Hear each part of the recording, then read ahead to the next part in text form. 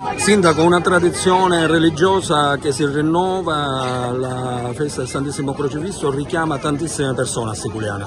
Sì, anche quest'anno devo dire che servono i preparativi perché comunque c'è davvero una grande fede. Il Santissimo Crocifisso di Siculiana è una grande, come dire, dimostrazione di come le tradizioni popolari, nonostante tutto, resistano.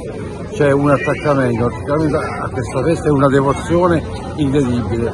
Giorno 2 ci sarà in chiesa la tradizionale calata di Rovero, alla presenza di Sua Eccellenza il Prefetto, il Questore, tutte le massime autorità civili e militari della provincia, appunto perché è un momento molto significativo e diciamo il ricordo di quando il crocifisso fu ritrovato e svelato, e quindi ogni anno c'è sempre una grande emozione per chi insomma non ha mai partecipato a questo evento. Siculiana il 2 vi aspetta. Poi il giorno 3 alle 15 inizia la tradizionale processione del simulacro per le vie del paese, e quindi vi aspettiamo a Siculiana per questo bello appuntamento di fede e non solo. È una tradizione, perché molti turisti si chiedono perché il crocifisso è nero.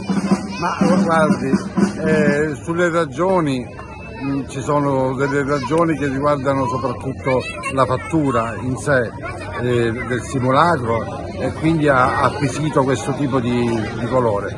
Poi tra leggende e realtà ci sono tantissime altre interpretazioni, però fatto sta che comunque anche questo rappresenta un particolare di grande importanza, se vogliamo anche sociale. Ricordo che proprio su questo Wim Wenders ha prodotto un film, a Black Jesus, e quindi voglio dire, portando questa tradizionale fede del crocifisso e legandolo all'attualità con i migranti che sono presenti qui a Milano, quindi ha attratto anche, diciamo, da questo punto di vista, come dire, è molto affascinante.